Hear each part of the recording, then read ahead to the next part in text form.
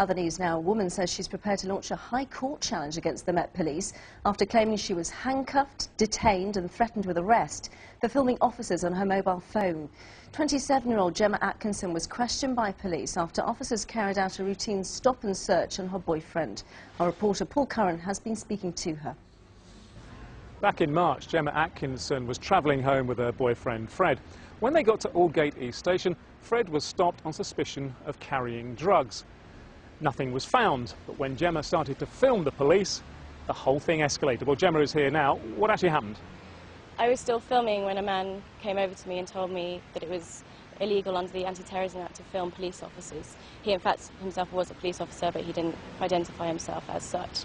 I put the phone in my pocket so he couldn't get to it because he was asking for me to hand it over, which I refused to do. So then he got other officers to come and hold my both arms and then come into me to try and get my phone out of my pocket. I was pushed into this alcove in the station and I was sort of yanked up and down for quite a while before I was handcuffed. No, this sounds a pretty frightening idea. Why did you decide to take such a stand? Because I think it's completely wrong what the police did. I think that they do this every day to other people and they're invoking their powers under the anti-terrorism law to stop a normal citizen, or sorry, it shouldn't be normal, but a citizen from filming to hold them accountable for what they were doing. Gemma, thanks for that. Now, Gemma has complained to the IPCC and she's also complained to the Met Police, but there's been no response from them. So she's decided to take this to the High Court for a judicial review. Her solicitor is Raju Bhatt. Now, Raju, why do you say this is a misuse of the Terrorism Act?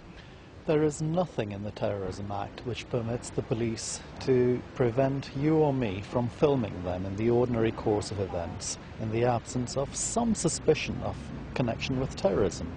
Here, the issue is the extent to which we are going to permit police officers to avoid scrutiny of their actions by invoking these powers in abuse of what Parliament intended. But you're looking for some clarification here because there is some debate here, isn't there? Certainly the Commissioner and his solicitors have been asked to explain how they would seek to justify the actions of the officers here, and they have declined to provide any response. The only option that Gemma and others in her position have is to go to the courts to seek some clarification. OK, Raju Bhatt, thanks for that. We will be also trying to find out what the Met says, and we hope to bring you that for this evening's programme.